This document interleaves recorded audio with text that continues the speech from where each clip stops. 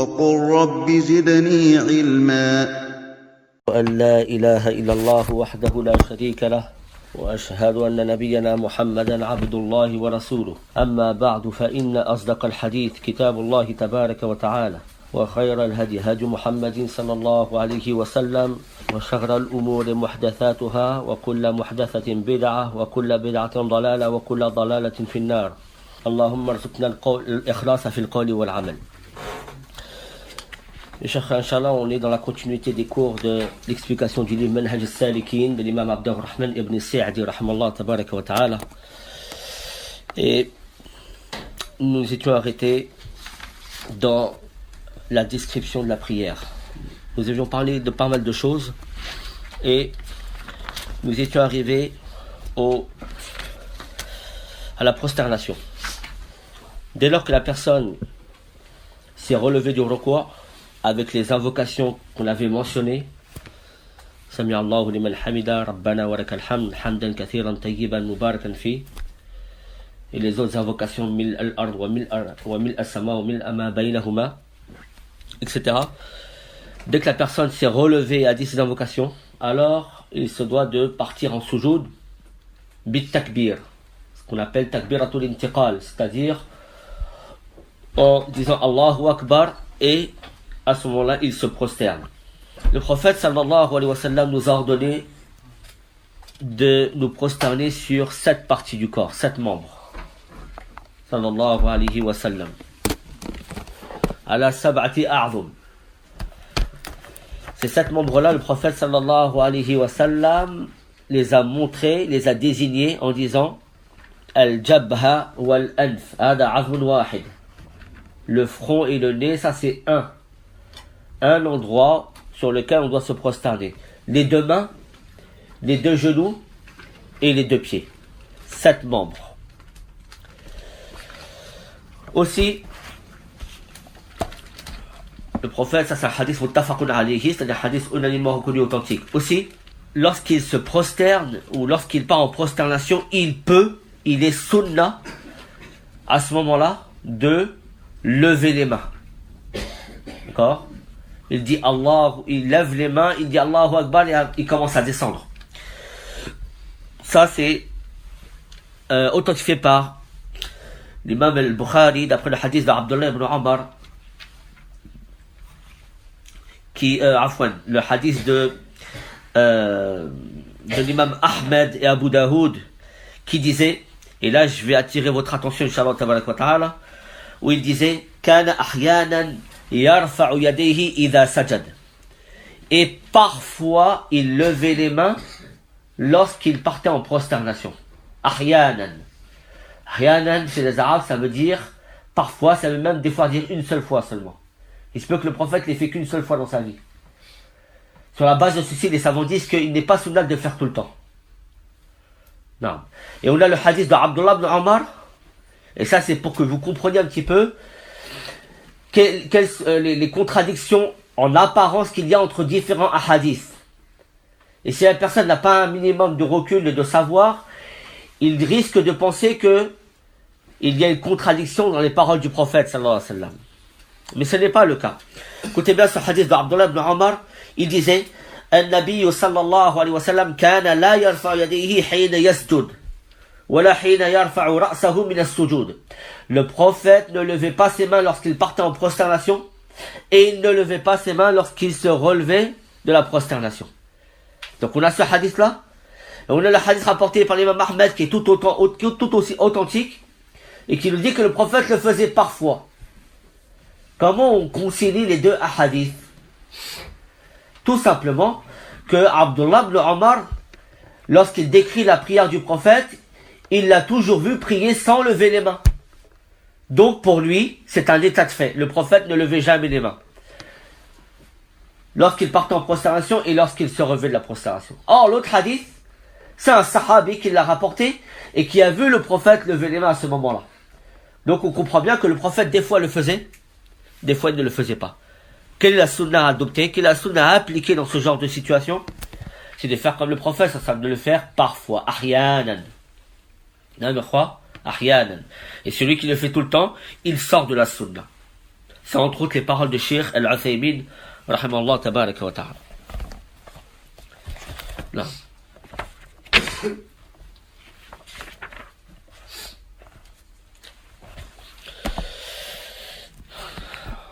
Aussi une autre problématique qui se pose ici.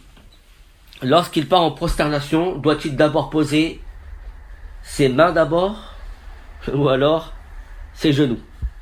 Voilà. Sujet à divergence, comme vous le savez. La divergence tient sur la compréhension d'un hadith authentique, sur lequel tout le monde est d'accord. Ce hadith, qu'est-ce qu'il dit? Le prophète a dit alayhi salatu wassalam, Ida sajada ahadukum fala yabruk kama yabruku al-ba'ir. Lorsque l'un d'entre vous se prosterne, qu'il ne se prosterne pas à la façon du chameau ou du dromadaire. Ça, c'est une version du hadith. La deuxième version, il y a une ziyada, il y a un rajout du sahabi qui a dit فَلْيَضَعْ يَدَيْهِ قَبْلَ رُكْبَتَيْهِ, qu'il pose d'abord ses deux mains avant ses deux genoux. C'est comme si ce rajout vient expliquer la manière dont, ou l'inverse de la manière dont s'agenouille le chameau. Donc qu'est-ce que vous est demandé de faire ici? C'est de poser d'abord les mains avant les genoux. Non. D'autres savants considèrent que ce rajout-là est à ce qu'on appelle un taqlib de rawi. C'est-à-dire que le rapporteur du hadith a inversé les deux termes. Au lieu de dire qu'il pose d'abord ses deux mains sur ses deux genoux, il a dit, au lieu de dire qu'il pose d'abord ses deux genoux avant ses deux mains, il a dit qu'il pose d'abord ses deux mains avant ses deux genoux. C'est comme s'il s'était trompé. Pour quelle raison ils disent ça? Car ils disent parce que le chameau, tout simplement, quand il s'agenouille, comment ça se passe? Il pose d'abord ses genoux, ou il pose d'abord ses pattes, ses mains avant, ses genoux qui sont sur ses coudes, et ensuite ses genoux. Donc, on fait le contraire. Et ça, c'est entre autres la parole de l'imam Ibn al-Qayyim dans Zad al-Ma'ad qui explique ceci. Et certains savants, comme Cheikh Al-Uthaymin à notre époque, voient ceci. Ala kulli hal, le hadith qui a été cité, que je vous ai cité, c'est un hadith authentique rapporté par Cheikh Al-Albani, rapporté par l'imam Ahmed et autres, et authentifié par Cheikh Al-Albani, qui l'a authentifié. Sur la base de ceci, il est préférable et plus sûr de prendre le hadith du prophète sallallahu alayhi wa sallam plutôt qu'une explication. Le hadith est plutôt clair de sens, qu'il pose d'abord ses mains avant ses genoux. Non. Aussi, cette problématique, il ne faut pas en faire une histoire d'État, comme on dit. Si celui qui prie à côté de moi prie ou se prosterne les mains d'abord, ensuite les genoux, alors que moi je fais le contraire, on va pas lui casser la tête sur ça. Pourquoi? Car ça ne fait pas partie des piliers de la prière, ni des obligations de la prière. Ça ne vient pas annuler ta prière si tu fais ceci ou cela. Mais ça vient juste parfaire la prière dans le sens où, si tu essaies de te rapprocher de la sunna, alors ta prière en sera d'autant plus parfaite. Non. Si vous vous rappelez bien, pour ceux qui étaient avec moi, ça nous rappelle le fait de poser les mains après le recours sur la poitrine ou alors les laisser. Non. On avait rapporté ceci à Cheikh Ibn Baz. On a dit, vous savez, Cheikh Al-Albani, il dit que celui qui remet les mains comme ça, c'est une bid'a. Bid'atun. Donc c'est une parole lourde de sens. Bid'atun, ça veut dire que tous les savants du Hijaz, pratiquement, ils font une bid'a. Qu'a dit Cheikh Ibn Baz? Il a dit, je ne connais pas un savant sous les cieux et sur la surface de la terre plus savant du hadith à autre époque que Cheikh Al-Albani. Non. Walakin, il a dit quoi? Ça ne veut pas dire qu'il l'approuve, mais il a dit seulement il y a un adab à respecter. Il y a une déontologie à respecter. C'est quoi? C'est que ceci ne doit pas causer de discorde entre les étudiants en sciences. Si tu veux remettre les mains après le recours, fa'al inshallah. Si tu veux pas, et que tu as des dalils, inshallah, tu seras récompensé, inshallah, tabaraka wa ta'ala. Mais le fait d'en faire une guerre, ou de faire une alliance et un désaveu sur ce principe-là, ceci ne fait pas partie de l'islam, ni de la sunna. Là, il y a des choses beaucoup plus importantes. Donc, il se prosterne sur 7 membres, en posant d'abord ses mains, en appliquant par ceci le hadith du prophète sallallahu alayhi wa sallam. Comment doivent être ses mains lorsqu'il est prosterné? Elles doivent être à hauteur de son front ou de son nez. Donc, je ne peux pas vous le faire ici, mais on n'étend pas les mains trop devant ni trop derrière, à hauteur du front et des oreilles et du nez. Le prophète a dit sallallahu alayhi wa sallam, Wa'il ibn Hujr, le sahabi, a dit que le prophète sallallahu alayhi wa sallam, falamma sajada bayna kaffayhi, il se prosternait entre ses deux mains. Donc sa tête était bien entre ses deux mains. Aussi, falamma sajada wada'a jabhatahu bayna kaffayhi, et lorsqu'il se prosternait, il posait son front entre ses deux mains. Sallallahu alayhi wa sallam. À hauteur des épaules aussi, ceci a été rapporté. Des fois, le prophète mettait ses mains à hauteur des épaules. Ceci fait partie aussi de la sunna. Donc, vous avez le choix dans tout ceci. Et si un compagnon a rapporté cette manière de faire, et d'autres compagnons ont rapporté une autre manière de faire du prophète, ceci nous prouve que le prophète a utilisé les deux façons et qu'il y a dans ceci un tawassu'. Il y a une largesse. Donc, le musulman, il doit appliquer parfois ceci, parfois cela. Là. Comment doivent être ses mains? Elles doivent être étalées par terre, les doigts liés, les doigts joints. Là.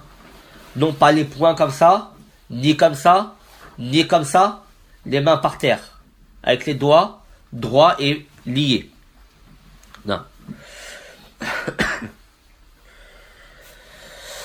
Dirigé vers la Qibla, ses mains dirigées vers la Qibla, et il soit, alors c'est très important, c'est ce que je veux dire, lorsqu'on est en sujoud, on doit être dans une position naturelle. Qu'est-ce que ceci veut dire?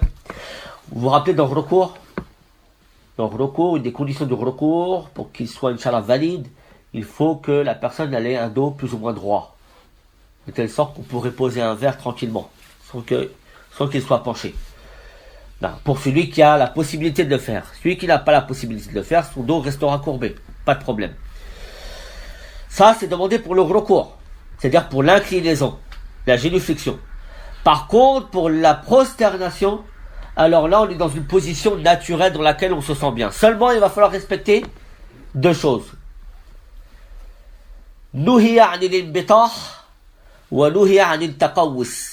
Al-imbitah, c'est le fait de trop s'allonger, de telle sorte que lorsque quelqu'un te voit, il penserait que tu es allongé plat ventre. Ça, c'est pas une position naturelle, elle fatigue. Elle te fatigue le dos.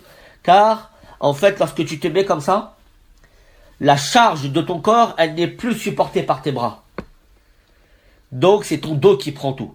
Donc, tu n'es pas dans une position confortable. Et si tu es trop recroquevillé sur toi-même, muqawwas, alors dans ce cas-là aussi, tu n'es pas dans une situation et une prosternation qui est confortable et naturelle. Il faut être dans un juste milieu, comme a dit le prophète sallallahu alayhi wa sallam. La yambatih wa la yuqawwis. Aussi, il faut qu'il décolle son ventre de ses cuisses. Si on est trop recroquevillé, renfermé, munjami' ala nafsihi, alors dans ce cas-là, le ventre va toucher le haut des cuisses. Et ceci est interdit. Ceci ne fait pas partie de la prière du prophète sallallahu alayhi wa sallam. Non.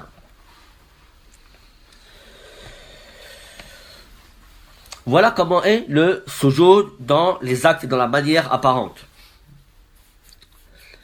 Non.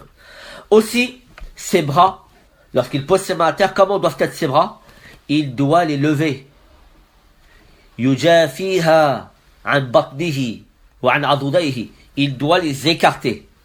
De telle sorte que le prophète sallallahu alayhi wa sallam écartait tellement ses bras que une petite brebis pouvait passer en dessous. Et on voyait la blancheur de ses aisselles, sallallahu alayhi wa sallam. Ce qui nous prouve bien que le prophète ne priait pas les bras collés au corps. Or ceci, c'est quand la personne, elle peut le faire, elle prie toute seule par exemple. Lorsqu'on est en groupe et qu'il n'y a pas beaucoup de place, bien sûr, il ne s'étale pas. Sinon, il gêne les autres. Donc, dans ce cas-là, il lui est permis de rapprocher les bras du corps. روى الإمام البخاري كان إذا صلى فرج بين يديه حتى يبدو بياض إبتيه وإذا سجد لو شاءت بهمة أن تمر بين يديه لمغرت. Ici il y a le hadith, le Bukhari ou Muslim. C'est ce que je vous ai cité, Inch'Allah. Le prophète écartait tellement ses bras qu'on voyait la blancheur de ses aisselles. Ça c'est le Bukhari. Et Muslim rapporte que lorsqu'il se prosternait, si une petite brebis voulait passer en dessous, elle pourrait le faire sans problème. Non. Comment doivent être ses pieds? Ses pieds, ils doivent être collés. Non pas écartés. Ils doivent être collés et joints, sans les séparer. Ses doigts de pied doivent être en direction de la Qibla. Donc, pied levé, doigts de pied en direction de la Qibla. Bien sûr, tout ceci dans la mesure du possible. Non. Quelle est la preuve que les pieds doivent être collés? La preuve, c'est le hadith de Aïcha. Lorsque le prophète se leva une nuit pour prier, donc dans la pénombre, et qu'il n'y a pas de lumière, elle cherchait le prophète sallam de sa main. Elle tâtonnait comme ça dans l'obscurité, à savoir où il était, sachant que l'appartement du prophète était très petit. Donc elle tomba sur ses pieds. Elle toucha ses pieds. Et elle a vu que ses deux pieds étaient, ou plutôt elle toucha ses deux pieds. Et les savants ont déduit que la main de Aïcha, qui est une main relativement petite, a réussi à toucher les deux pieds du prophète, ce qui prouve que ses deux pieds étaient très rapprochés, voire collés. Non. Si ses pieds étaient écartés, jamais elle aurait pu toucher les deux pieds en même temps. Radiallahu tabaraka wa ta'ala anha. Mafhoum? Non. Quel doit être l'espace entre les deux genoux, entre les deux jambes, de manière naturelle, ni trop serré, ni trop écarté. Non. Oui.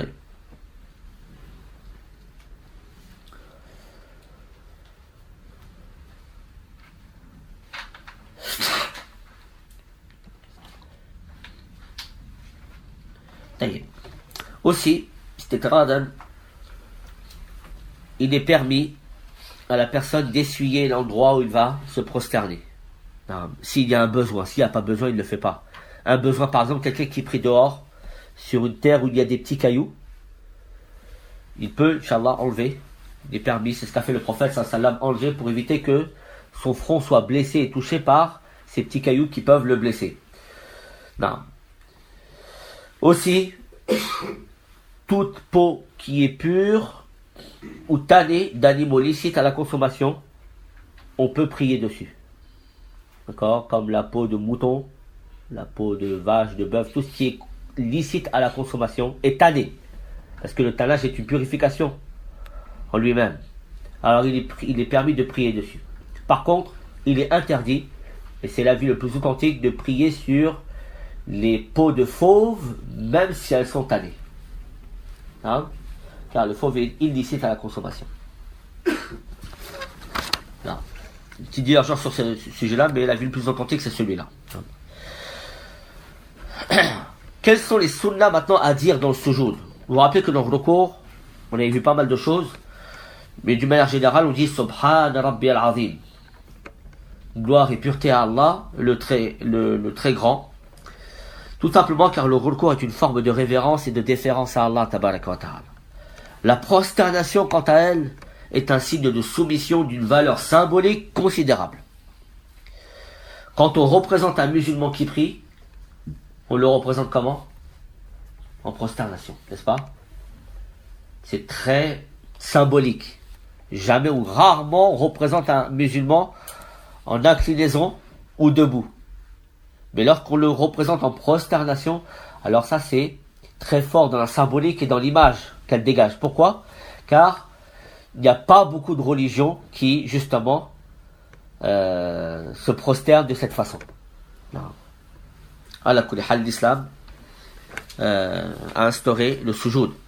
Donc quand on représente un musulman qui prie, on le représente en sujoud, car le simple geste est très parlant et sous-entend de manière claire ton humiliation devant Allah tabaraka wa ta'ala. C'est pour cette raison que l'on dit Subhana Rabbiyal A'la. On change de formulation. Subhana Rabbiyal A'la. Al-A'la ici, le très haut, le plus haut, c'est un superlatif. C'est mon tafdil. Pour montrer que plus tu descends, plus tu te rabaisses, et plus tu proclames la grandeur et la hauteur d'Allah tabaraka wa ta'ala. On va pas rentrer dans l'asma wa sifat ici, mais al-a'la, al-ulu, ulu Allah, c'est un qualificatif, une qualité d'Allah tabaraka wa ta'ala, la hauteur. Allah tabaraka wa ta'ala, il est au-dessus dans son essence. Il est au-dessus dans sa domination. Il est au-dessus dans son qadr, c'est-à-dire dans la valeur qu'on lui donne, tabaraka wa ta'ala. فهو علي على خلقه بذاته وقدره وقهره تبارك وتعالى. Donc plus tu te rabaisses, plus Allah t'élève. Voilà pourquoi le prophète a dit sallallahu alayhi wa sallam, on viendra à ce hadith tout à l'heure inshallah, que la personne, lorsqu'elle est en prosternation, c'est à ce moment-là qu'elle est la plus proche d'Allah. Jamais vous trouverez un kafir se rabaisser devant Allah, se prosterner devant Allah. Jamais vous trouverez un kafir. Pourquoi? Car la prosternation est la marque d'humiliation la plus parlante, la plus forte. Il n'y a que les croyants qui se prosternent devant Allah tabaraka wa ta'ala. Non. Et ceux qui sont remplis d'humilité devant leur Seigneur. Il y a le kasiru amam Allah. Vous savez, en arabe on dit al-anfu, c'est le nez. On le dit aussi al-arnin. Arnin. Jam'u, arnin, son pluriel aranin. Écoutez bien ce vers de poème de l'imam Ibn Durayd. Rahimallah tabaraka wa ta'ala. Il dit Hal ana bid'un min aranina ulan jara alayhim sarfu dahrin wa'tada. Qu'est-ce qu'il est en train de dire ici? Il dit je ne suis pas nouveau ou un prédécesseur concernant les gens qui sont élevés dans la distinction et dans les honneurs, ashab al-ma'ali, sur lesquels les vicissitudes du temps se sont acharnées. Comment il a appelé les gens qui sont au-dessus, une caste au-dessus? Aranin. Aranin aoula, c'est-à-dire ils lèvent leur nez. Car quand tu lèves ton nez, ça veut dire que tu t'enfles d'orgueil, tu te crois supérieur. Donc quand tu le mets par terre, ça veut dire quoi? Ça veut dire que tu t'humilies devant Allah tabaraka wa ta'ala. Et ça, il n'y a que les croyants qui le font. Non. Donc tu poses ton visage au même niveau que tes pieds sur terre. Ces mêmes pieds qui foulent parfois des choses impures. Non. Et en général, quand on veut rabaisser quelqu'un, on le met par terre. Mais toi, tu te mets par terre pour qu'Allah t'élève. Non. Et si on a compris ça, alhamdulillah, c'est un grand bien. Voilà pourquoi il convient que serviteur célèbre la grandeur d'Allah tabaraka wa ta'ala dans son essence et dans ses attributs. Akrabu ma yakunu al-'abdu min rabbih wa huwa sajid, comme l'a dit le prophète sallallahu alayhi wa sallam. C'est dès lors qu'il se prosterne qu'il est le plus proche de son Seigneur. Non. Dans la prosternation, il est interdit de lire le Coran. Barakallahu fikum. Dans la prosternation, il est interdit de lire le Coran. Non.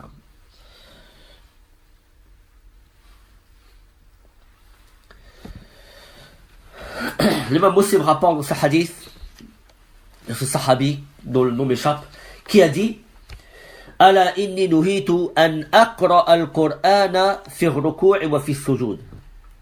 J'ai été interdit de lire le Coran dans le recours, dans la génuflexion, dans l'inclinaison et dans le sujoud. فأما الركوع فعظموا فيه رب عز وجل. Dans le recours, vous devez proclamer la grandeur d'Allah. Al-Azama. Quant au sujoud, ijtahidu fi ad-du'a. Multipliez les invocations. Faqabila an yustajaba lakum. Peu s'en faut que vous ne soyez exaucés. Dans le recours, نعظم الله تبارك وتعالى وفي السجود نسبح الله ونثبت له العلو وكذلك ندعوه بالأدعية المشروعة من سنة النبي صلى الله عليه وسلم. Et dans le sujoud, on l'invoque par les invocations qui sont légiférées. Aussi, concernant ces masaïl de dua, La personne, elle dit Subhana Rabbiyal A'la, ça c'est une obligation de la prière, il doit le dire au moins une fois. Non, on reviendra, Inch'Allah, à la fin de tout ceci. On fera un petit récapitulatif sur les piliers et les obligations de la prière. La personne qui délaisse ceci volontairement, sa prière n'est pas valide. Il la recommence. Celui qui l'a oublié, alors il se doit de réparer sa prière par 2 prosternations. Là, mais quoi? Donc il dit Subhana Rabbiyal A'la au moins une fois. S'il le dit 3 fois, c'est le mustahab. 3 fois, c'est le recommandé. S'il le dit 10 fois, afdalul mustahab.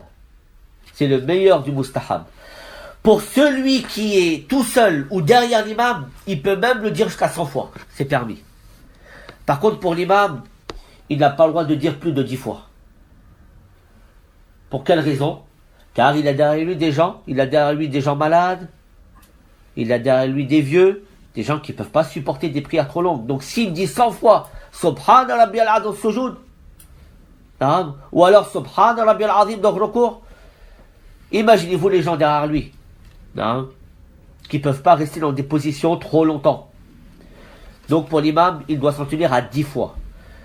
Concernant les autres, ils peuvent le faire autant de fois qu'ils le veulent. Aussi, il y a une dua qu'on peut dire dans le sujoud. Il dit Allahumma ghfirli, warhamni, warfa'li, warzuqni, wajburni. Hadith authentique rapporté par l'imam Muslim. Le prophète a dit à sallallahu alayhi wa sallam, ô Seigneur, pardonne-moi, et ujburni, comble mes déficiences, warfa'ni, élève-moi, warzuqni, octroie-moi ma subsistance, wa'afini, et protège-moi de tout mal. Tout ceci, il le dit dans le sujoud. Aussi, il peut dire Allahumma ghfir li dhanbi kullahu diqqahu wa jillahu wa awwalahu wa akhirahu wa alaniyatahu wa sirrahu. Ô Seigneur, pardonne-moi mes péchés, qu'ils soient minimes ou qu'ils soient cachés ou qu'ils soient apparents, diqqahu wa jillahu, c'est-à-dire qu'ils soient subtils ou alors qu'ils soient apparents et évidents. Des premiers aux derniers, qu'ils soient faits en public ou en cachette. Et toutes sortes de doigts qui sont tout aussi légiférés. Pareil, ici, Cheikh Al-Uthaymeen dit quelque chose. Il dit la personne aussi dans ce jour, elle doit profiter de faire des doigts qui concernent sa situation qu'il est en train de vivre. Il dit par exemple un célibataire, il dit Allahumma rzuqni zawjatan saliha. Là. Ou pour une femme, Allahumma rzuqni zawjan saliha. Octroie-moi un homme, un époux ou une épouse vertueux ou vertueuse. Si quelqu'un il est dans un travail, il dit Allahumma a'inni ala itmami mashru'i, par exemple. Il dit oh Allah, aide-moi à finir mon projet. Voilà. Il fait des doigts. Yad'u Allah bima yunasibu hala. Suivant sa situation. Ça aussi, c'est une chose qu'il ne faut pas oublier. Allah dit tabaraka wa ta'ala wa qala rabbukum ud'uni astajib lakum. Regardez bien. Wa qala rabbukum ud'uni astajib lakum. Ici, la formulation de l'arabe astajib lakum, c'est un fi'l majzoum. Sans rentrer dans les détails, ici, ça implique une réponse à une condition. Si vous m'invoquez, alors je vous exauce. C'est comme ça qu'il faut le comprendre. Là, vous m'invoquez, je vous exauce. Là. وإذا سألك عبادي عني فإني قريب أجيب دعوة الداعي إذا دعاني فليستجيبوا لي وليؤمنوا بي لعلهم يرشدون. Et si tes serviteurs, et si mes serviteurs t'interrogent à mon sujet, je suis proche. Et je réponds à l'appel de celui qui m'invoque. Je suis proche, dans le sens où Allah entend tes doigts. Et c'est lui le plus à même de pouvoir y répondre. Ma frère, ce jour d'Ikhwa, lorsqu'il a fait ce sujoud et qu'il a fait ses doigts, alors il se relève du sujoud en disant Allahu Akbar, et à ce moment-là il s'assoit. Non.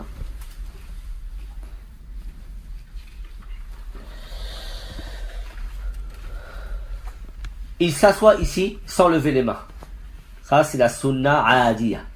Il a été rapporté que des fois le prophète à ce moment-là levait les mains. Il est en sujoud, il se relève, il se met assis, Allahu Akbar, il lève les mains. Ahyanan, des fois. Comme j'ai expliqué tout à l'heure, des fois ça ne veut pas dire tout le temps. Ahyanan chez les Arabes, ça veut dire hatta al-maghrat al-wahida, une seule fois seulement. Idan as-sunnah, c'est qu'on le fasse de temps en temps, barakallahu fikum. Comment il doit s'asseoir entre les deux prosternations? Soit il s'assoit de la position qu'on appelle jalsatu al-iftirash. L'iftirash, c'est-à-dire littéralement allonger et coucher le pied gauche. Donc il s'assoit sur son pied gauche, là, et il lève le pied droit, avec les orteils en direction de la qibla. Ça, c'est l'iftirash. C'est une manière qui est légiférée, et de manière générale, le prophète s'assied entre les deux prosternations de la sorte. Sallallahu alayhi wa sallam. Et il y a une autre manière tout aussi licite de faire, c'est ce qu'a enseigné Abdullah ibn Abbas aux compagnons et aux tabi'in. C'est qu'il s'asseyait sur ses deux talons. Et lorsqu'on lui a posé la question, à titre de blague ou de réprimande, il a dit Hadihi sunnatu nabiyyikum. Voilà la sunna de votre prophète. Donc il ne l'a pas inventé. Ou ce n'est pas un ijtihad de sa part. Comment est cette position? C'est en fait, on garde ses deux pieds debout et on s'assoit sur ses deux talons. Ceci peut être adéquat pour des personnes, par exemple, qui n'arrivent pas à, de par leur poids, par exemple, un peu trop élevé, ils n'arrivent pas à s'asseoir sur leur pied gauche et lever le pied droit. Donc dans ce cas-là, il peut s'asseoir sur ses deux talons. D'une manière générale, c'est beaucoup plus simple. Ici, il pose sa main gauche sur son genou gauche, les doigts tendus, et il peut même prendre son genou gauche. Donc, soit il pose sa main gauche sur son genou gauche, ou sa cuisse gauche, soit il prend carrément son genou. Les deux ont été authentifiés et rapportés du prophète sallallahu alayhi wa sallam. Concernant la main droite, il y a une divergence chez les savants, à savoir est-ce que la main droite reste sur la cuisse immobile à l'instar de la main gauche, ou alors il doit bouger le doigt comme il le ferait dans le tashahhud. La majorité des savants considèrent qu'il doit laisser sa main mabsouta, c'est-à-dire posée sur son genou ou sur sa jambe droite, immobile, comme la main gauche. D'autres savants considèrent que ici il doit bouger le doigt, car il y a des hadiths qui ont une portée générale et qui n'ont pas de preuves, ou d'autres hadiths qui viennent les restreindre. Quels sont ces hadiths? Ces hadiths, il y en a deux qui sont authentiques, et il y en a un troisième qui fait l'objet de divergences quant à sa chaîne de transmission. Le premier des hadiths, c'est le hadith de Abdullah ibn Omar, qui a dit Anna Nabi sallallahu alayhi wa sallam kana idha jalasa fi salati, le prophète sallallahu alayhi wa sallam, lorsqu'il s'assied dans la prière, avec l'article alif wal lam, dans la prière, de manière générale, c'est donc du début à sa fin, lorsqu'il s'assied dans la prière, wada' yadihi ala rukbatayhi, il posait ses deux mains sur ses genoux, wa rafa'a isba'ahu al-yumna allati tali al-ibham, et il levait son doigt de la main droite, celui qui suit le pouce, c'est-à-dire as-sabbaha, celui-là, l'index. Fada'a biha wa yadahu al-yusra ala rukbatihi basitaha 'alayha. Donc il invoquait Allah en remuant son doigt de la main droite, et sa main gauche restait immobile sur sa jambe gauche. Ça, c'est le premier hadith rapporté par l'imam Muslim, qui nous dit d'une manière générale que lorsque le prophète était assis, il faisait comme ça. Que ça soit entre les deux prosternations ou dans les assises du tashahhud au milieu et à la fin. Le deuxième hadith, c'est le hadith de Abdullah ibn Zubair, qui dit que le prophète sallallahu alayhi wa sallam, idha qa'ada yad'u, lorsque le prophète s'asseyait, il invoquait. وضع يده اليمنى على فخذه اليمنى ويده اليسرى على فخذه اليسرى وأشار بإصبعه السبابة. Qu'est-ce qu'il dit? Il dit lorsque le prophète s'asseyait, il invoquait. Il pose sa main droite sur sa cuisse droite, puis sa main gauche sur sa cuisse gauche, puis il bouge le doigt droit de la main droite, c'est-à-dire l'index, alors que sa main gauche reste immobile. Ce sont des hadiths d'une portée générale, qui portent certains savants à dire que il est légiféré et même obligatoire pour celui qui veut avoir une prière en corrélation avec celle du prophète sallam, qu'il doit bouger le doigt entre les deux prosternations. Non? On a un troisième hadith qui est clair de sens, mais celui-là, les savants divergent sur son authenticité. Le hadith shadh, comme on dit. C'est le hadith de Walid ibn Hujr, qui dit, lui, que le prophète sallallahu alayhi wa sallam, lorsqu'il s'asseyait entre les deux prosternations, il levait le doigt. Donc là, on voit bien entre les deux prosternations. Là. Comment on sort de cette divergence entre les savants? C'est une divergence qui existe depuis très longtemps. Il faut savoir que la plupart des savants considèrent qu'il faut laisser les deux mains immobiles, et que les savants qui disent que la main droite ou l'index de la main droite doit bouger entre les deux prosternations s'appuient sur des hadiths. Sur la base de ceci, c'est le qawl sahih. C'est la parole la plus juste, Inch'Allah. Et il faudrait prouver de l'autre côté qu'il y a des hadiths qui nous prouvent que le prophète avait les deux mains immobiles, et il n'y a pas de hadith sur ça. Non, le crois. Ala kulli hal, ça fait aussi partie des masaïl khilafiyya bayna al-ulama. Et comme je l'avais dit pour les autres masaïl un petit peu, on va dire, tangents, on ne doit pas dénigrer son frère qui n'aurait pas le même avis que nous. Non. Quelle que soit l'avis qu'on prend, Inch'Allah. La personne, barakallahu fikum, dès lors qu'elle est convaincue par des dalils, alors, Inch'Allah, elle se doit de s'y conformer. Il peut changer par la suite, mais dès lors que la vérité lui est venue et il considère que c'est la vérité, il se doit de la suivre, Inch'Allah. Voilà la parole, l'avis authentique sur ce sujet-là. Wallahu a'lam.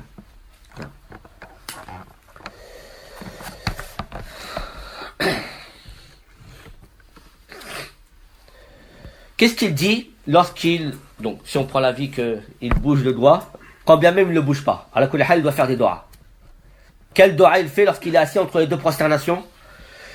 Il dit, Rabbi ghfirli. Il peut le dire une fois, il doit le dire au moins une fois, c'est une obligation. S'il le dit 3 fois, 10 fois, c'est encore mieux. Il peut dire aussi la doua que je vous ai dit tout à l'heure, qu'on dit aussi dans le sujoud. Rabbi ghfirli, warhamni, wa'afini, wajburni, warzuqni, warfa'ni. On va essayer d'expliquer ces sens-là, Inch'Allah, tabaraka wa ta'ala, à la lumière des explications des savants. Lorsqu'on dit Rabbi ghfirli, oh Allah, pardonne-moi, oh Seigneur, pardonne-moi, ceci signifie que tu demandes à Allah qu'il cache tes péchés. Il les cache aux yeux des gens. Personne d'entre nous voudrait voir ses péchés étalés aux yeux des gens. Donc tu demandes à Allah qu'il les cache. Tout ceci c'est compris dans le terme en arabe ghufran ou al-maghfira. Tu demandes qu'il les cache. 2, tu demandes qu'il les efface.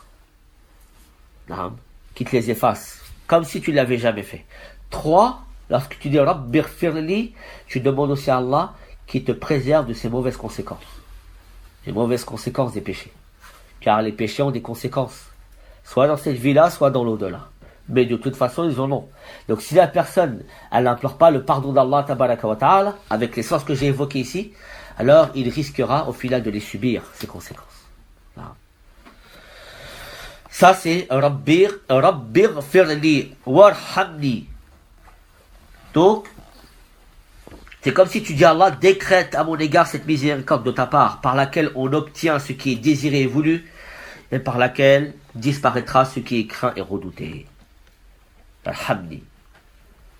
Comme vous le savez, la personne ne sera sauvée que par la miséricorde d'Allah, tabaraka wa ta'ala. Yadkhulu al-'abdu al-jannata bi rahmatillah, laysa bi 'amali. Comme jaa fi al-hadith as-sahih. Personne ne rentrera au paradis par ses actes. Si on devait peser nos actes réellement, ils ne valaient rien du tout par rapport au paradis, son immensité et ses délices. Mais le prophète a dit, vous rentrerez par la miséricorde d'Allah. Alors les sahaba lui ont dit, ya Rasulallah, même toi, il a dit même moi, illa an yatahammadani Allahu bi rahmati. Sauf si Allah me couvre de sa miséricorde. Même le prophète sallallahu alayhi wa sallam ne rentrera pas au paradis, sauf si Allah le couvre de sa miséricorde. Donc, rahma, par la miséricorde d'Allah, on obtient ce qui est voulu et désiré, et on est prémuni contre ce qui est craint et redouté. c'est-à-dire le châtiment et les supplices. Wa'afini, afini, al-afiya, c'est le fait d'être protégé d'un mal et d'un préjudice, comme la maladie par exemple. Autre chose. Que ces maladies soient d'ordre physique, hissiya, comme par exemple les maladies que vous connaissez, ou alors qu'elles soient d'ordre plus conceptuel, dans le sens des maladies du cœur. Comme le shahawat par exemple, une personne qui est plongée dans le shahawat, c'est une maladie à part entière. Lorsque tu demandes à Allah wa'afini, il faut que tu aies à l'esprit qu'il te protège des maladies physiques connues et des maladies aussi du cœur, des maladies du corps et du cœur. Là, il faut avoir à l'esprit ces deux sens-là. Wajburni, comble mes déficiences, car effectivement l'homme est déficient par nature. Il est déficient dans ses décisions. Il est déficient dans sa science. Il est déficient dans sa personne, dans son être, dans son corps. Il est déficient dans sa pratique religieuse. Il est déficient dans sa vision des choses. Il est déficient sur tous les aspects. Donc lorsqu'on demande à Allah wajburni, c'est comme si on demande à Allah de combler ses déficiences. Il vient les combler. Il vient les réparer. Al-Jabr. Et enfin, urzuqni, octroie-moi une subsistance de ta part, qu'elle soit d'ordre matériel ou spirituel. Car la subsistance n'est pas seulement at-ta'am wa sharab. C'est pas seulement les viandes, les volailles, les légumes, les fruits et tout ce que vous connaissez. Ça c'est une subsistance qui est importante, mais c'est pas celle qui est la plus importante. Celle qui est plus importante, c'est la subsistance de ton cœur. Et c'est par celle-là que, Inch'Allah, tu te présenteras devant Allah tabarak wa ta'ala. Illa man atallaha bi qalbin salim. Sauf celui qui viendra à Allah avec un cœur sain. Donc il faut demander à Allah cette subsistance du cœur, comme par exemple la science bénéfique, les actes vertueux, la clairvoyance dans la religion, la foi. C'est ça qu'on demande à Allah et c'est le plus important. Et Cheikh Al-Uthaymin dit, lorsque la personne elle fait ses doigts, il faut qu'elle ait à l'esprit tous ses sens, pour qu'elle obtienne, Inch'Allah, tout ce qu'elle a à l'esprit, et tout ce qui est impliqué et inclus dans ces sens, et dans ces termes-là, et dans ces doigts. Il ne faut pas juste penser du côté matériel seulement. Ayant dit ceci, il se prosterne une deuxième fois, comme la première sujoud. De la même manière. Il peut à ce moment-là aussi lever les mains, en disant Allahu Akbar. Le prophète le faisait de temps en temps. Sallallahu alayhi wa sallam. Nous passons à la deuxième raka'at. Lorsqu'il a fini sa deuxième prosternation, il se lève pour la deuxième raka'at. Soit il se lève directement, soit il se lève en s'appuyant sur ses poings. Et le prophète a donné cette image du ajin. Ajin, c'est celui qui pétrit la pâte. Comment il fait pour pétrir la pâte? Il prend ses deux poings et il l'appuie par terre comme ça. Donc la personne, lorsqu'elle se lève, elle appuie sur ses deux poings comme ça. C'est exactement ce que faisait le prophète sallallahu alayhi wa sallam, et il se lève. Afin d'avoir, Inch'Allah, un mouvement qui est, Inch'Allah, bien cadencé et bien équilibré.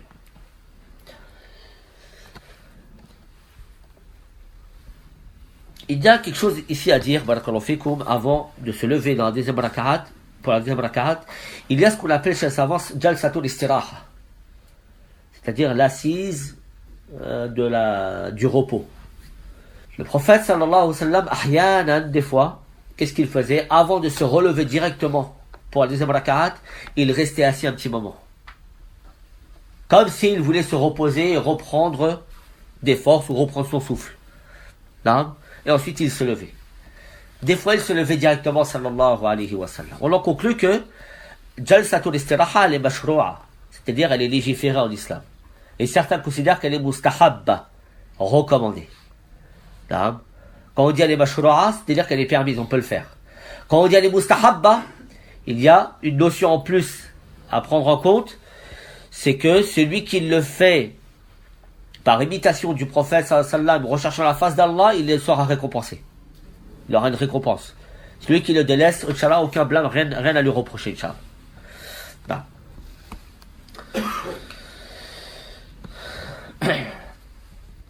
Cheikh Al-Albani dit que c'est une sunna recommandée, comme beaucoup et nombre de savants. Cheikh Al-Uthaymin dit que cette assise, elle n'est pas voulue en elle-même. Ce n'est pas une ibada en elle-même. C'est juste en fait une manière pour se reposer seulement, de reprendre son souffle. Non. Il dit pour quelle raison? Car il n'y a aucun dhikr qui est lié à cette jalsa. C'est-à-dire, pendant cette jalsa, le prophète sallam ne faisait aucun dhikr. Contrairement à tous les autres gestes dans la prière où il y a tout le temps un dhikr dedans, une invocation. Dans celle-là, il n'y en a pas. Ce qui pousse Cheikh Al-Uthaymin et d'autres savants à dire que c'est pas une ibada qu'on doit rechercher par laquelle on espère une récompense. Non. Celui qui est fatigué et qui veut la faire, il la fait. Celui qui n'a pas besoin de la faire, il la fait pas, il se relève directement. Mais d'autres savants voient que c'est une sunna mustahabba. Sunna qui est recommandée. Donc, lorsqu'il se lève, soit il se lève, donc après cette jalsa, ou alors directement s'il veut, soit il lève ses mains directement, alors qu'il est encore assis, et le prophète le faisait parfois, soit il se lève et en même temps il lève ses mains. Et ça, c'est ce que faisait le prophète de manière assez courante. Sallallahu alayhi wa sallam.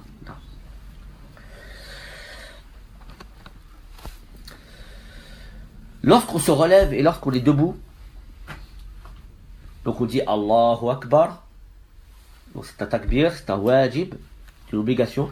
Lorsque la personne est debout, doit-elle relire Dua al-Istiftah? Vous vous rappelez de Dua al-Istiftah? Qui la connaît?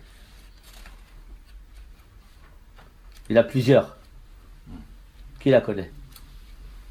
Non, la salle.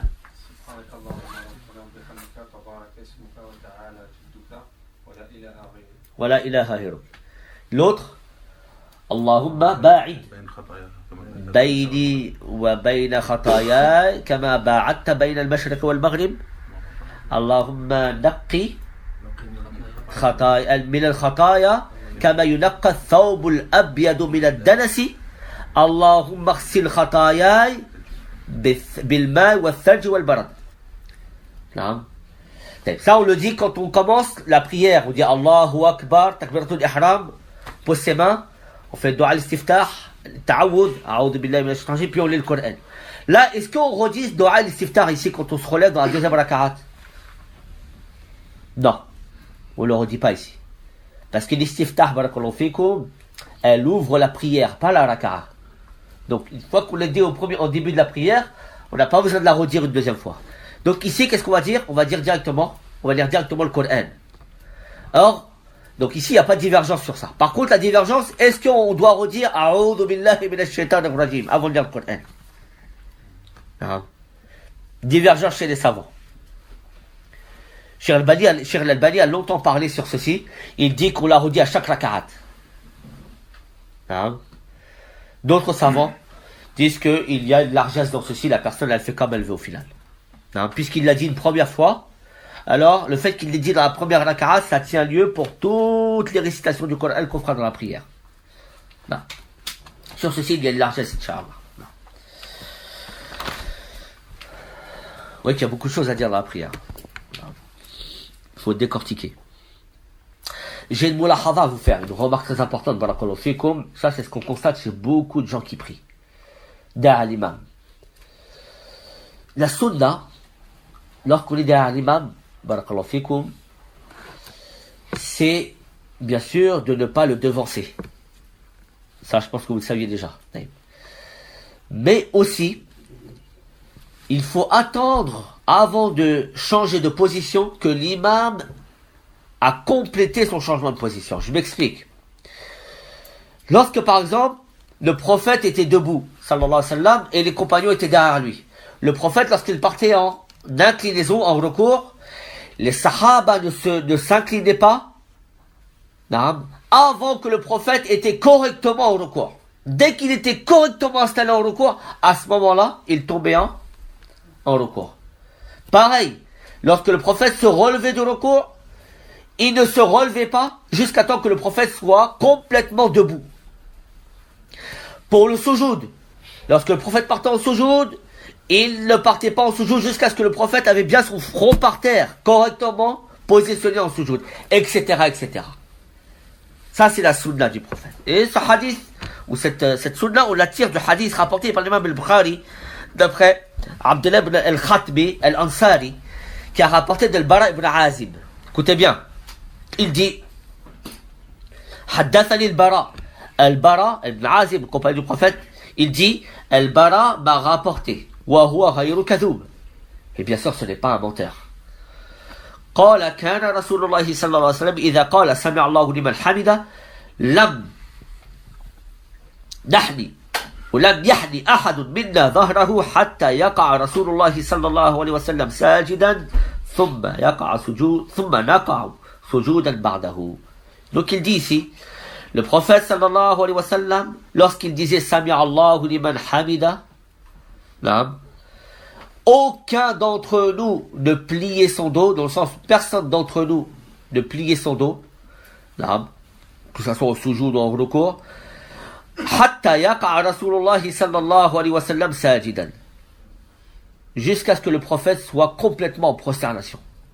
Et lorsqu'il était en prosternation, nous nous prosternions à ce moment-là. Vous avez compris?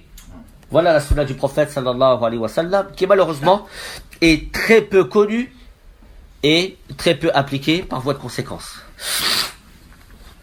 Non. Cette deuxième raka'at, qui est exactement identique à la première, donc on va pas tout refaire, Inch'Allah. Cette deuxième raka'at, elle doit être dans la récitation plus courte que la première. C'est ça la sunna. Non. Le prophète avait l'habitude de réciter dans la première ce qui équivaut à 30 versets. Dans la deuxième raka'at, moitié moins, 15 versets. Pour vous donner un petit peu l'ordre de grandeur.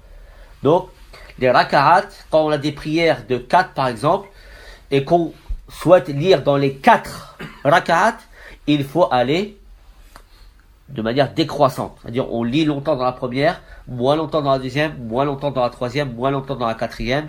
On le verra, Inch'Allah, pour les prières de l'Asr ou al-Dhuhr. À la kulli hal, la deuxième raka'at est beaucoup plus courte que la première. Ensuite, après avoir lu le Coran, donc on fait la même chose que dans la première raka'at et on arrive au tashahhud. Tashahhud du milieu. Sauf pour la prière du Fajr, qui correspond au tashahhud de la fin, puisque c'est une prière de 2 raka'at. Alors, comment il doit s'asseoir dans ce tashahhud? Il s'assoit de la même manière qu'il s'asseyait entre les 2 prosternations. Concrètement, comment? Donc il s'assoit sur son pied gauche, il lève le pied droit, les orteils vers la qibla, il pose sa main gauche immobile sur sa cuisse gauche, sa main droite sur sa cuisse droite, et il lève l'index, et il fait un cercle entre ce qu'on appelle al-wusta ou al-ibham, c'est-à-dire entre le majeur et le pouce. Ça c'est une façon de faire, ce qu'on appelle at-tahliq. La deuxième façon de faire, c'est que ya'khudhu al-khinsar ou al-binsar ou al-wusta. Al-khinsar, c'est l'auriculaire. C'est ça l'auriculaire ou l'annulaire? Auriculaire. Et celui-là? L'annulaire. L'auriculaire, le petit. L'annulaire et le majeur, les 3 ils sont collés. Puis il colle le pouce. De telle manière que ça fait comme un point et il laisse juste l'index droit devant. Car c'est avec lui qu'il va, Inch'Allah, invoquer Allah tabaraka wa ta'ala. Voilà les 2 manières de faire. Qu'est-ce qu'il doit dire? Il va dire, bien sûr, le tashahhud. Le tashahhud, il y a 5 manières de le dire. Ils ont été rapportés de 5 façons différentes. Vous choisissez celle que vous voulez. Et la sunna, c'est le talawwar. C'est de faire une comme ça des fois, puis de changer, puis de faire une autre, Inch'Allah. Celui qui ne connaît pas les 5, qui connaît une, Inch'Allah, là, il n'y a aucun mal. Le tashahhud, il dit at-tahiyyatu lillah wa salawatu wa tayyibat. Donc je vous donne ici la forme du tashahhud d'Abdullah ibn Mas'ud. Assalamu alayka ayyuha nabi, ou alors assalamu ala nabi, on va le voir Inch'Allah, wa rahmatullahi wa barakatuh, assalamu alayna wa ala ibadillahi salihin. Ashhadu an la ilaha illallah wahdahu la sharika lah wa ashhadu anna Muhammadan abduhu wa rasuluhu. Tashahhud. C'est l'obligation de la prière. Non, on ne doit pas les laisser, sinon sa prière, elle est invalide. Qu'est-ce que signifie ce tashahhud? Qui connaît l'essence du tashahhud? Parmi vous. Qui connaît l'essence du tashahhud, les frères? Je ne demande pas la traduction, l'essence. Ça fait combien de temps que vous priez? Vous dites des choses que vous ne comprenez pas alors. Non, il faut les apprendre, Inch'Allah, barakallahu fikum. On va les voir ensemble, Inch'Allah. Lorsqu'on dit at-tahiyyatu lillah, at-tahiyyat ici, ça veut dire at-ta'zimat, les vénérations. C'est lorsque tu vénères et tu grandis Allah, tabaraka wa ta'ala. Tu le grandis dans ton cœur, par la parole et par les actes. At-ta'zimatu lillah, toutes les vénérations sont adressées à Allah de plein droit, istihqaqan, de plein droit, car seul lui les mérite. Wa ikhtisasan, et seul lui les possède. Tahiyatu lillah, wahdahu la sharika lah. La lil nabi, la lil wali, la lil malak, lillahi tabaraka wa ta'ala. Ça c'est at-tahiyatu lillah. Donc déjà c'est une vénération. Tu proclames la grandeur et la vénération d'Allah tabaraka wa ta'ala. As-salawatu wat-tayyibat. Donc as-salawatu lillah wat-tayyibatu lillah. As-salawat. As-salawat c'est toutes les prières. Les prières obligatoires, elles sont pour Allah. De plein droit. Les prières surérogatoires, elles sont pour Ada, adressées à Allah. Dans les prières salawat, il y a aussi les doigts, puisque as-salatu, à la base, c'est les doigts. Les doigts que tu fais, elles sont adressées à Allah, tabaraka wa ta'ala. C'est ça que ça veut dire as-salawatu lillah. Notamment celle que tu es en train de faire actuellement lorsque tu dis ceci. Tu dis que cette prière-là, elle est adressée à Allah, tabaraka wa ta'ala. At-tayyibat. At-tayyibat, c'est toutes les bonnes choses, qu'elles proviennent d'Allah ou qu'elles proviennent de nous. Je m'explique. Alors, le prophète a dit, sallallahu alayhi wa sallam, Inna Allah tayyib la yaqbalu illa tayyiba. Allah est bon et il n'accepte que ce qui est bon. Non. Donc, Allah n'accepte pas ce qui est mauvais. La yaqbalu al-khabith. Donc, Allah n'acceptera de nous que les choses qui sont bonnes. Donc, ici, nous disons, toutes les choses bonnes que nous faisons, nous les adressons à Allah. Non? Et en même temps, les choses bonnes qu'Allah possède, tabaraka wa ta'ala, parmi ses qualités de perfection. Non? C'est comme si ici on dit que toutes les qualités de perfection, non? Que ce soit des qualités intrinsèques à Allah, ou que ce soit ses paroles ou ses actes, tout ceci sont à Allah tabaraka wa ta'ala. Assalamu alayka ayyuhan nabi. Ici, c'est comme si on demandait à Allah qu'il préserve son envoyé et sa charia de tout mal, de tout préjudice. As-salam bimarna as-salam. Ici, ça ne veut pas dire as-salam, le salut, les salutations. Ici, c'est une dua qu'on fait en faveur de l'envoyé d'Allah. On demande à Allah qu'il préserve l'envoyé d'Allah de tout mal. Que ça soit un préjudice physique ou alors un préjudice moral. Un préjudice physique, par exemple, toute personne qui voudrait déterrer le prophète sallallahu alayhi wa sallam. Lorsque tu dis Allahumma salli wa sallim ala Muhammad wa sallim ala Muhammad, c'est comme si tu dis oh Allah protège le prophète Muhammad contre tout préjudice et contre tout mal. Pareil, tu demandes à Allah qu'il préserve le prophète dans son honneur. Pareil, tu demandes à Allah qu'il protège le prophète dans sa charia. Car lorsqu'une personne attaque la charia, c'est comme s'il attaque celui qui a proféré cette charia, c'est-à-dire le prophète sallallahu alayhi wa sallam. Vous savez quoi? Certains ne vont pas attaquer le prophète directement, mais ils vont s'attaquer à l'islam. C'est une manière indirecte pour s'attaquer au prophète sallallahu alayhi wa sallam. Non, faites attention à ceci, surtout à notre époque. Non. Ici, il y a un mouchkil, il y a un ishkal, yakhwa. Lorsqu'on dit Assalamu alayka ayyuhan nabi, le prophète il est mort. Pourtant, on emploie ce qu'on appelle kaf al-khitab. C'est-à-dire, on emploie le pronom à la deuxième personne du singulier. C'est comme si, oh prophète, c'est comme si on s'adresse directement à lui alors qu'il est mort. Oh toi prophète, qu'Allah te préserve, etc. Est-ce qu'on a le droit de s'adresser aux morts? Donc il y a un problème ici. Non. Donc les savants se sont penchés sur cette question. Certains savants ont dit, ici, lorsqu'on dit Assalamu alayka, effectivement le prophète la yasma. Walakin, on a le hadith Sallimu alayya fa inna taslimakum sayuballighuni aynama kunt. Sayablughuni aynama kunt, afwan. Adressez-moi vos salutations, car où que je sois, ou où que vous soyez, vos salutations me parviennent. Ce sont les anges qui les transmettent. Non. Donc ça c'est un élément de réponse.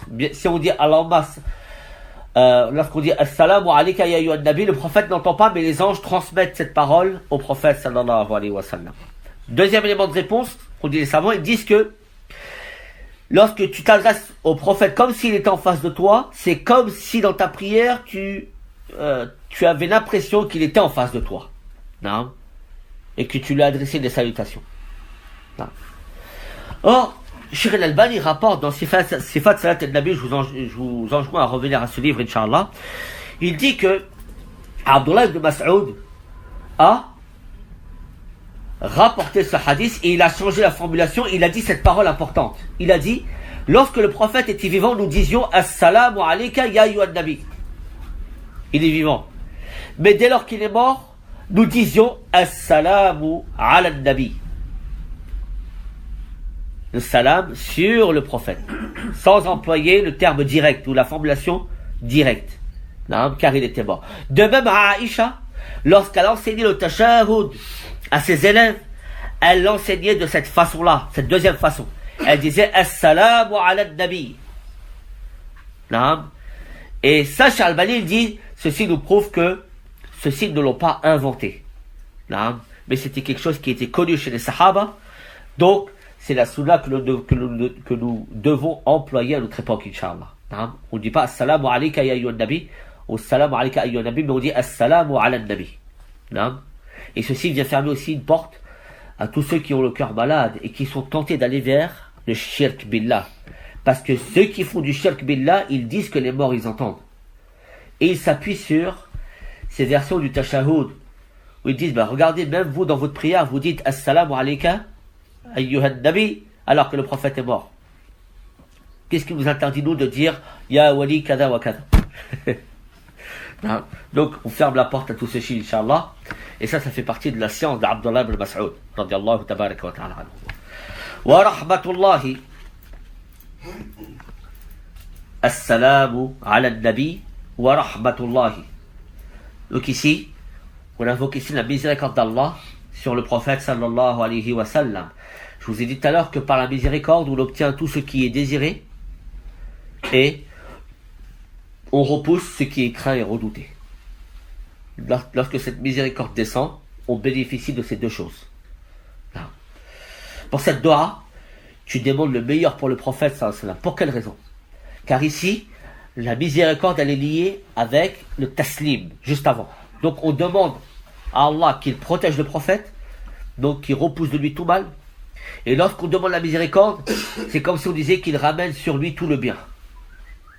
Donc ici on a fait le tour, la boucle est bouclée comme on dit. Al-nafyu wal-ithbat. Négation, affirmation. Après avoir dit ceci, on dit Assalamu alayna. Donc ici, le salam sur nous. Donc on demande à Allah qu'il nous protège nous aussi. Et qu'il nous accorde le salut. Assalamu alayna. Sur nous l'ensemble de la communauté du prophète sallallahu alayhi wa sallam. Wa ala ibadillahi salihin, ainsi que les pieux serviteurs dans les cieux et dans la terre. Parmi eux les anges. Qu'est-ce qu'on constate ici, barakallahu fikum? On constate qu'il y a une hiérarchie, il y a un tartib muayyan dans les droits de chacun. On commence par le droit d'Allah, car c'est le plus important. At-tahiyyatu lillah was-salawatu wat-tayyibat. On commence d'abord par Allah tabaraka wa ta'ala, puis le prophète sallallahu alayhi wa sallam. Assalamu ala nabi wa rahmatullahi wa barakatuhu. Le barakat, j'ai oublié aussi. Le droit du prophète sallallahu alayhi wa sallam. Puis ensuite, nous. Assalamu alayna. Et ensuite, le reste des croyants. Wa ala ibadillahi salihin. Et le prophète a dit, lors des doigts, il a dit Ibda bi nafsik. Lorsque tu fais des doigts, tu commences d'abord par toi. Comme le dit Allah tabaraka dans le Coran,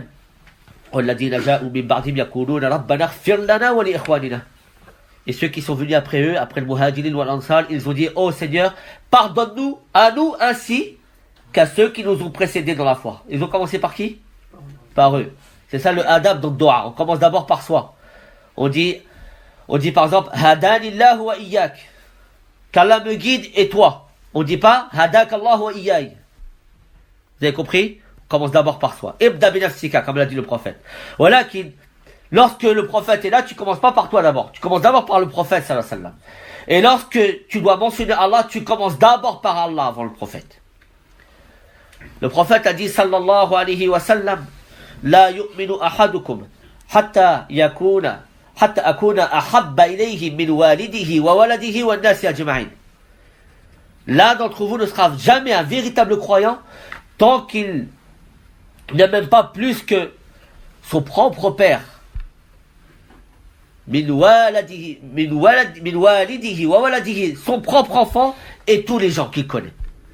Même s'ils sont chers à lui, il commence d'abord par le prophète, il doit d'abord aimer le prophète. Ar-rasulu muqaddamun wa awla fi mahabbatina. Non? Le prophète est plus en droit, plus de droit sur vous que vos propres personnes l'ont sur vous. نعم يا إخوة إذا نبدأ بحق الله تبارك وتعالى ثم حق الرسول ثم حقنا ثم حق المؤمنين على هذا الترتيب sur cet ordre-là précis. Ensuite, qu'est-ce qu'on dit dans le tashahhud?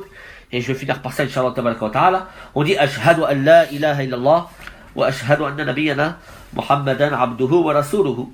Donc ici, lorsqu'on dit ashhadu, ashhadu, c'est-à-dire a'tarifu wa aqirru. J'atteste et je reconnais dans mon cœur. Non, ce n'est pas juste une parole de la langue. Sinon, tous les munafiqs à l'époque du prophète seraient musulmans. C'est une attestation du cœur avant tout, qui est prononcée par la suite par la langue.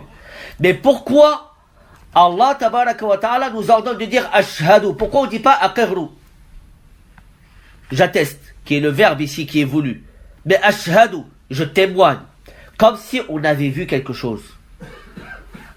On a vu quoi? On a vu avec l'œil de la certitude. C'est-à-dire que quand la personne elle atteste que nul n'est en droit d'être adoré sauf Allah, elle reconnaît ceci dans son cœur, c'est comme si elle voyait cette chose-là, elle en est persuadée comme si elle le voyait de ses propres yeux devant lui. Donc il y a cette notion dans shahada, de quelque chose que tu as vu et que tu es sûr, tu ne doutes plus. Non? Aïnul yaqin. L'œil de la certitude. Non? Ce terme-là, il est plus fort que aqirru, ou aqirru, afwan. Donc, il faut reconnaître dans son cœur, et attester sur la langue que nul n'est en droit d'être adoré sauf Allah, tabaraka wa ta'ala. Lui seul mérite l'adoration. وَلَقَدْ بَعَثْنَا فِي كُلِّ أُمَّةٍ رَسُولًا أَنْ يَعْبُدُوا اللَّهَ وَاجْتَنِبُوا الطَّاغُوتَ. Nous avons envoyé à chaque communauté un envoyé qui a dit à son peuple à adorer Allah et éviter le tarout sous toutes ses formes. Donc ceci revient à cette parole La ilaha illallah. La ilaha ilaha bima'na ma'louh. Al-ilahu wal-ma'boud. C'est celui qui est adoré. Ism maf'oul, al-ma'louh. Ça revient souvent dans la langue arabe. On dit par exemple al-bina, l'édifice, alors qu'en fait c'est mabni. On dit firash alors que c'est mafrouch.